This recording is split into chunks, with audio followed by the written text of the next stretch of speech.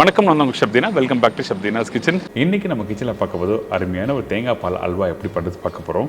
நம்ம வீட்டில் எப்பவுமே இருக்க ஒரு பொருள் என்னங்கன்னா தேங்காய். அந்த தேங்காய் வச்சு பால் எடுத்து அதோட மைதாவோட பாலும் மிக்ஸ் பண்ணி எப்படி பண்ணுறது சொல்லி பார்க்க போகிறோம் இந்த ரெசிபி.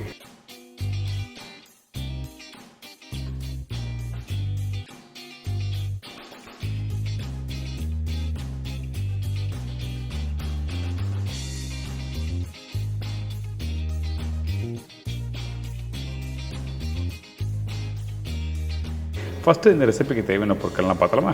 மைதா 250 கிராம், தேங்காய் பெரிய சைஸ் 1 நம்பர், சர்க்கரை 250 300 கிராம், தேங்காய் எண்ணெய் 150 ml, பாதாம் தேவையான அளவு. இதுதாங்க இந்த ரெசிபிக்கு தேவையான பொருட்கள். இந்த தேங்காய் பால் அல்வா ரெடி பண்ணுறதுக்கு நம்ம என்ன பண்ணுறோம், ஃபஸ்ட்டு மைதா பால் ரெடி பண்ண போகிறோம்.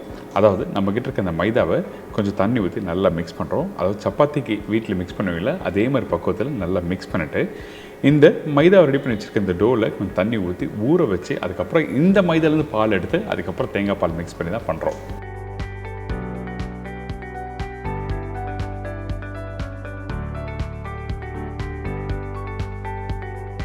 மாவை இந்த மாதிரி டைட்டாக மிக்ஸ் பண்ணி எடுத்துக்கணும். அதுக்கு பிறகு நம்ம என்ன பண்ணுறோம், ரெடி பண்ணி வச்சுருக்க மாவை அப்படியே அந்த பவுல் உள்ள வச்சுருங்க. தேவையான அளவுக்கு தண்ணி யூஸ் பண்ணுறோம். அதாவது 3/4 லிட்டர் அளவுக்கு தண்ணி ஊற்றிருக்கேன். இந்த தண்ணி ஊற்றின பிறகு குறைஞ்சபட்சம் ஒரு 6 மணி நேரம் நல்லா ஊறணும். அதுக்கு பிறகு தான் இந்த பால் எடுக்க முடியும். முடிஞ்சால் ஒரு நாள் நைட்டு வைக்கலாம், நீங்கள் ஒன்றும் தவறு எதுவுமே இல்லை. இப்போ பாருங்கள், நான் 6 மணி நேரம் கழிச்சு எடுத்து பார்த்துருக்கேன். இப்போ இந்த மைதா நல்லா ஊறிருக்கு. இதுக்கப்புறம் நம்ம என்ன பண்ணுறோம், அந்த பால் எடுக்க போகிறோம். ரொம்ப பக்குவமாக இருக்கணும். அதாவது நீங்கள் விரலை வச்சு மிக்ஸ் பண்ணும்போது மெதுவாக மிக்ஸ் பண்ணணும். அப்போ தான் அந்த பால் நல்லா வரும். அப்படி இல்லைன்னா அந்த மைதா உடைய ஆரம்பிச்சுன்னா உங்களுக்கு பால் கிடைக்காது. அதனால் முடிஞ்ச அளவுக்கு மெதுவாக மிக்ஸ் பண்ணி எடுக்கணும்.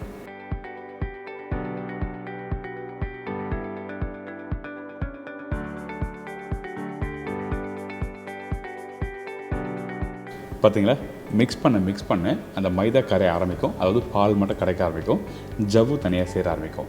ஸோ இந்த மாதிரி நீங்கள் மெதுவாக நல்லா மிக்ஸ் பண்ணிட்டு இருக்கணும்.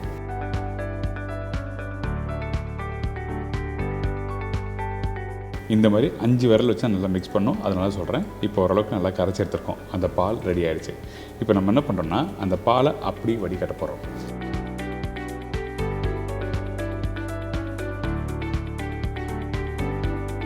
வடிகட்டி முடித்த பிறகு திருப்பியும் நம்ம என்ன பண்ணுறோன்னா அந்த மைதாவோட ஜவ்வு இருக்குது பார்த்தீங்களா, அதில் இன்னும் கொஞ்சம் பால் இருக்கும். அதனால் திருப்பியும் இன்னொரு பவுலில் போட்டு தண்ணி கொஞ்சமாக ஊற்றி நல்லா பால் எடுக்க ஆரம்பிங்க. இந்த இடத்துல மைதாக்கு பதிலாக கோதுமை யூஸ் பண்ணலாம்னா கண்டிப்பாக யூஸ் பண்ணலாம். விருப்பப்பட்டவங்க நீங்கள் மைதாக்கு பதிலாக ரீப்ளேஸ்மெண்ட்டாக கோதுமையும் யூஸ் பண்ணிக்கலாம்.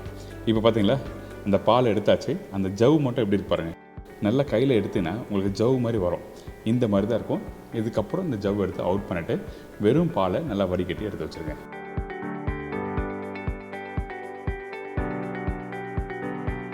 இதுக்கப்புறம் நம்ம என்ன பண்ணுறோம், நல்லா மிக்ஸ் பண்ணுறோம். மிக்ஸ் பண்ணிட்டு இந்த பாலை குறைஞ்சபட்சம் ஒரு 7 மணி நேரம் இல்லை 8 மணி நேரம் நல்லா புளிக்க விடணும். அதுக்கு பிறகு தான் அடுத்த ஸ்டேஜ் பண்ணணும். கொஞ்சம் லாங் ப்ராசஸ் தான், ஆனால் ரொம்ப டேஸ்ட்டு சூப்பராக இருக்கும். இந்த மாதிரி ரெசிபி நீங்கள் வீட்டில் ட்ரை பண்ணி பாருங்கள். அதுவும் பர்டிகுலராக வரப்போகிற பண்டிகை காலத்தில் நீங்கள் இந்த ரெசிபி ட்ரை பண்ணி பார்க்கலாம். நான் கரெக்டாக 8 மணி நேரம் கழிச்சு பார்த்தீங்கன்னா அந்த பால் கொஞ்சம் நல்லா புளிச்சிருக்கும். மேலோட்டமாக இருக்க தண்ணியை நீங்கள் இந்த மாதிரி எடுத்துடணும். தண்ணியோடு நீங்கள் மிக்ஸ் பண்ணும்போது என்ன ஆகுதுன்னா அந்த பால் திக்னஸ் கொடுக்காது. அதனால் நம்ம என்ன பண்ணுறோம், அந்த தண்ணி எடுத்துகிட்டு கீழே இருக்கிற திக்கான பாலை நம்ம நல்லா மிக்ஸ் பண்ண ஆரம்பிக்கிறோம். இதுதான் ப்ராசஸ்ஸு மைதா வச்சு நீங்கள் பண்ணும்போது. இதுவே கோதுமை வச்சு பண்ணாலும் இப்படி தானே கேட்டிங்கன்னா கண்டிப்பாக இந்த மாதிரி தான் பண்ணணும்.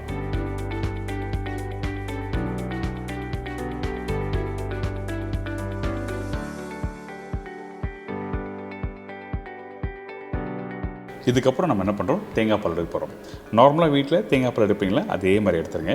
இந்த தேங்காய் பொடிசை கட் பண்ணி இதில் போட்ட பிறகு தேவையான தண்ணி ஊற்றுறோம். வீட்டில் டீ கிளாஸ் இருக்குது பார்த்தீங்களா, டீ கிளாஸில் 1.5லேருந்து 2 கிளாஸ் அளவுக்கு நீங்கள் தண்ணி ஊற்றி அதுக்கப்புறம் தேங்காய் நல்லா அரைச்சி பாலை பொழிஞ்சு எடுத்துருங்க.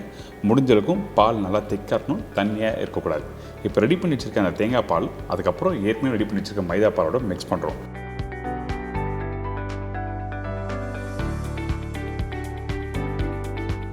இந்த மாதிரி நல்லா மிக்ஸ் பண்ணிட்டு அதுக்கப்புறம் அடுத்த ஸ்டேஜ் போகலாம்.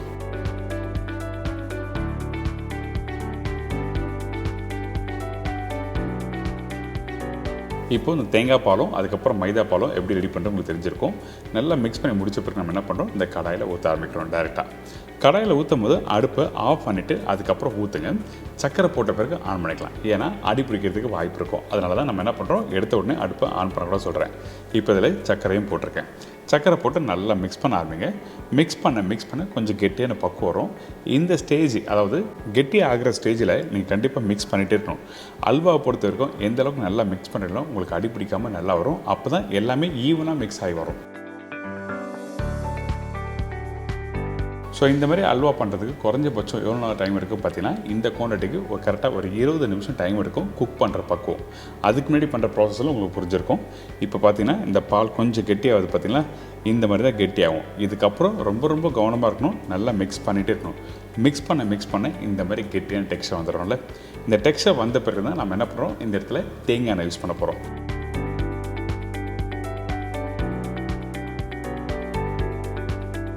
நிறைய பேர் அல்வானாவே கீ தான் யூஸ் பண்ணியிருப்பீங்க. ஆனால் இந்த ரெசிபிக்கு கம்ப்ளீட்டாக தேங்காய் பால் தேங்காய் எண்ணெய் தான் வச்சு பண்ணுறோம். சரிங்களா? இப்போ நம்ம என்ன பண்ணுறோம், இந்த தேங்காய் எண்ணெய் நான் சொன்ன குவான்டிட்டி டேரெக்டாக எல்லாமே அப்படியே ஊற்றக்கூடாது. கொஞ்சமாக ஊற்றி நல்லா மிக்ஸ் பண்ண ஆரம்பிக்கிறோம். அதே டைமில் இந்த தேங்காய் எண்ணெய் கடாயில் ஊற்றும் போது உங்களோட அடுப்போட ஃப்ளேம் லோ ஃப்ளேமில் இருக்கணும். அப்போ தான் இந்த எண்ணெய் அந்த ரெடி பண்ணி வச்சுருக்க அந்த அல்வாவோட மிக்ஸ் ஆகி அப்சர்வ் பண்ண ஆரம்பிக்கும். அப்படி இல்லைன்னா அந்த தேங்காய் எண்ணெய் அப்சர்வ் பண்ண ஆரம்பிக்காது. ஹை ஃப்ளேமில் இருந்துன்னா தேங்காய் எண்ணெய் அப்சர்வ் பண்ண ஆரம்பிக்காது. சரிங்களா? ஸோ இந்த மாதிரி தான் நீங்கள் தேங்காய் எண்ணெய் நல்லா இழுக்க அதுக்கப்புறம் நீங்கள் கொஞ்சமாக ஊற்றி நல்லா மிக்ஸ் பண்ணுறோம். ஒரு ஸ்டேஜுக்கு மேலே நல்லா வெந்துடும். அதுக்கப்புறம் நீங்கள் பார்த்தீங்கன்னா இந்த அல்வா கையில் எடுத்து பார்த்தீங்கன்னா உங்களுக்கு ஒட்டாத பக்கம் இருக்கும். அதுக்கு முன்னாடி நம்ம என்ன பண்ணுறோம் கேட்டிங்கன்னா, நம்ம கட் பண்ணி வச்சுருக்கேன் இந்த பாதாம். இந்த இடத்துல பாதாம் எதுக்காக யூஸ் பண்ணுறேன்னா, சாப்பிடும்போது நல்லாயிருக்கும். அதுவும் பர்டிகுலராக இந்த தேங்காய் பாலோட ஃப்ளேவரோட இந்த பாதாம் கடிச்சு சாப்பிடும்போது நல்லாயிருக்கும். இந்த இடத்துல பாதாம் வறுத்து கூட நீங்கள் போடலாம், இன்னும் நல்லாயிருக்கும். இப்போது இந்த அல்வா ரெடி ஆகிடுச்சு. கையில் எடுத்து பார்த்தீங்கன்னா ஒட்டாத பக்குவமாக இருக்கணும். அப்போ தான் அது கரெக்டான அல்வா.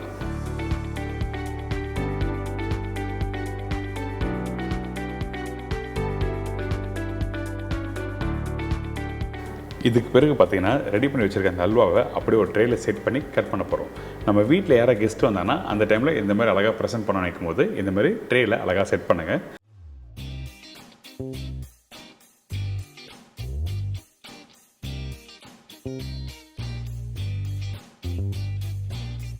அதுக்கப்புறம் அந்த ட்ரேவை டீமோல்ட் பண்ணுறோம். டீமோல்ட் பண்ணுறதுக்கு முன்னாடி குறைஞ்சபட்சம் ஒரு 1/2 hour ரெஸ்ட் விட்டுடணும். அதுக்கப்புறம் தான் டீமோல்ட் பண்ணி இந்த மாதிரி கட் பண்ணி ப்ரெசென்ட் பண்ணி சாப்பிட்லாம்.